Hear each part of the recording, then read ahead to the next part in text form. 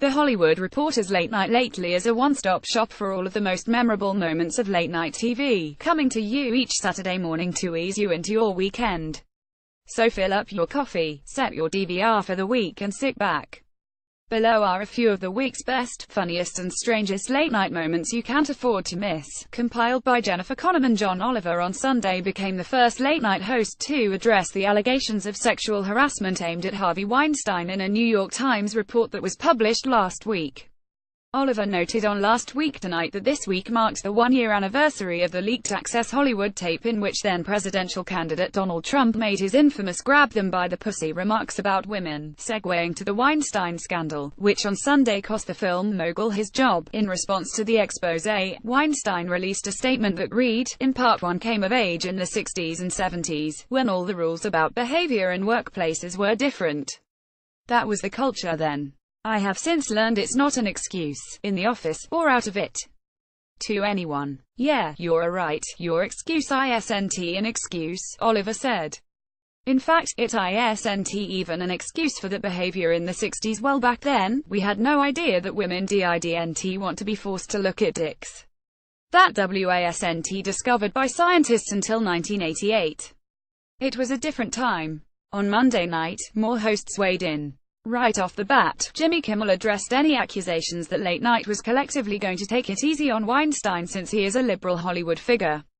Kimmel also made a Weinstein joke. What's the difference between Weinstein and the Pillsbury Doughboy? When the Pillsbury Doughboy offers you a role, he doesn't ask you to watch him take a shower for it, Kimmel said. Over on Late Night with Seth Meyers, the host brought out three of his female writers, Amber Ruffin, Jenny Hagel and Ally Horde, for their thoughts on Weinstein. "We want to start by applauding the women who went on the record," Hagel said. The women then tackled Weinstein's apology statement, questioning many aspects of it. He blamed his disrespecting of women on the era he came from, which would be a good excuse if he came from a time machine, said Horde. A series of clips then showed the women's reactions upon reading Weinstein's statement, which included spit takes, throwing a phone in a trash can and lobbing a computer out of a window.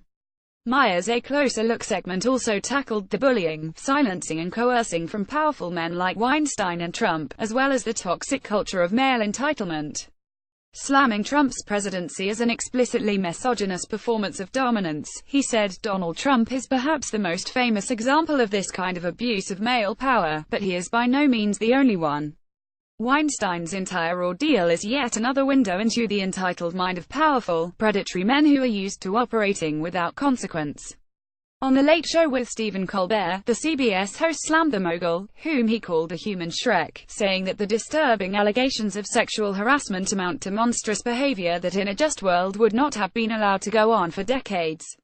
It is indefensible. Colbert also took up reports that the Weinstein Company may be changing its name following the mogul's ouster, joking that the company's looking for a more positive moniker like Asbestos Child Slappers, Inc.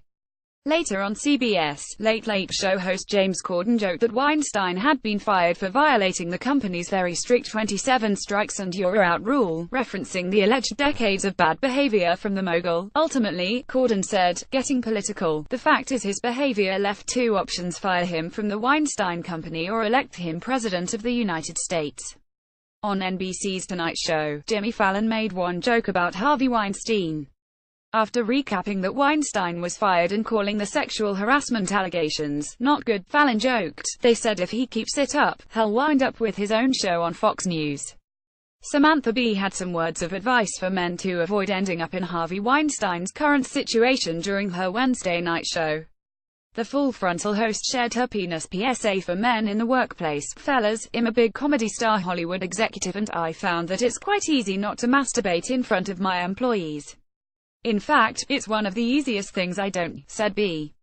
"Every day I wake up, get dressed, take the subway to work and then don't masturbate in front of anyone."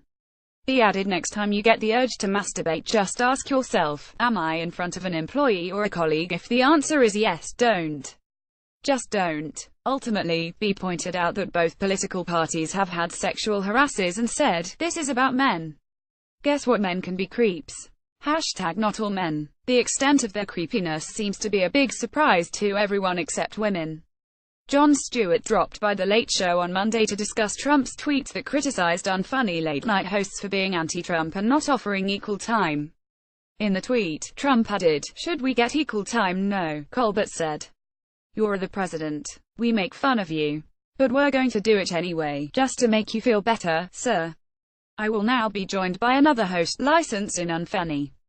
And that host will offer balance to whatever I say about the president," Colbert said, introducing Stewart to the stage. Colbert joked, "Donald Trump thinks we should give equal time on a comedy show, even though the election is over. Kind of like if The Big Bang Theory was immediately followed by the creationist Bazinga Funtime Hour, starring Jesus and his roommate Atrex. Look out for the spin-off, Young Jesus." Stewart, unsure on what to say on the positive side, finally came up with, "Donald Trump is not a cannibal. I'm sorry. I know I was supposed to be positive, but I can't do it," Stewart told Colbert in the end, redirecting the mic to him. Unsure on what positive thing to say about the president, Colbert mimicked Stewart's original response. "Donald Trump is not a cannibal," Colbert joked as the audience cheered for both comedians. During Sunday night's episode of Last Week Tonight, John Oliver addressed the Confederate Monument debate, arguing for their removal and even enlisting help from his friend and fellow Daily Show alum Stephen Colbert to make his case. Oliver cited a report that said 1,503 Confederate memorials exist across the country. "Think about that. They were the enemy and they killed U.S. soldiers," Oliver commented. "That's like finding out Nancy Kerrigan named her child Tonya Harding. Why would you do that? That's a weird choice." While Oliver states that imperfect people can deserve statues, the country's standards change over time. Oliver then proceeded to propose alternate statue ideas that included sculptures of Robert Smalls, who was born into slavery but escaped and went on to be a congressman, and Bessie Coleman, the first African-American woman pilot, prior to presenting the statue that could reside in Charleston, South Carolina. Oliver said, "Why have a divisive Confederate statue when instead that pedestal can be filled by your favorite son, the actual Stephen Colbert," revealing Colbert himself. "See Charleston, you can have this 24 hours a day, 7 days a week," with Colbert then interrupting, "Actually, I need to do my show 5 days a week." 5 days a week? How do you do it? Oliver asked. "I don't know," answered Colbert, who famously took a jab at Oliver while hosting the Emmy Awards, saying that the best late-night show winners program is so high quality, they can only make one a week. Jimmy Kimmel, Stephen Colbert and Seth Meyers on Wednesday used their respective shows to challenge Donald Trump's recent tweets threatening to revoke NBC's broadcasting license. Trump tweeted earlier in the day that with all the fake news coming out of NBC and the networks, it begs the question, at what point is it appropriate to challenge their license? Kimmel responded to the president's question, never. I don't know, because that's what dictators do. Never is it appropriate to challenge their license. Also commenting on the president's controversial tweet, Colbert mocked the threat, affirming that media content is what we the people want. After showing a clip of the president saying that people should look into published media content, Colbert fired back, saying that we the people looked into it and thought, yeah, they should write whatever they want. Colbert proceeded to explain that he had two follow-ups to Trump's question regarding NBC News licensing. When is it appropriate for Twitter to deactivate the account of a president who doesn't believe in the First Amendment? Colbert asked. Can that be yesterday? Meanwhile, during his news roundup, Meyers challenged Trump, directing questions to the president. You're coming after NBC. Well, if they didn't take our license after that Monkey Hospital show, they're not gonna take it for you, Meyers joked, referencing the NBC show Animal Practice. Are you having trouble reading the First Amendment? Meyers then asked the president. How about if we put it in red? Oh wait, how about impeach? Impeach is definitely the way to go, Meyers joked of a presidential impeachment. Of course, Miley Cyrus sang all the hits during her return engagement on Carpool Karaoke, but she also revealed to James Corden just how high she was when she filmed for her iconic hit. 10, she said without hesitation about where she was on 110 scale. Cyrus also spoke to Corden about how her twerking appearance at the 2013 MTV VMAs alongside Robin Thicke actually helped her transform into an activist. I realized if that many people were going to talk about something that I did, or something that I do, then I should make it a good thing, and I should make it something that can change people's lives rather than be a controversial conversation that does nothing but become a fun Halloween costume for people. After she gladly pulled out her infamous wagging tongue to help Corden lick some stamps for letters, she shared her terrible driving record, including wrecks in her own driveway. Of course, they also harmonized on We Can't Stop the Climb Party in the USA and a very emotional Wrecking Ball, as well as Younger Now in Malibu from the singer's new album, Younger Now.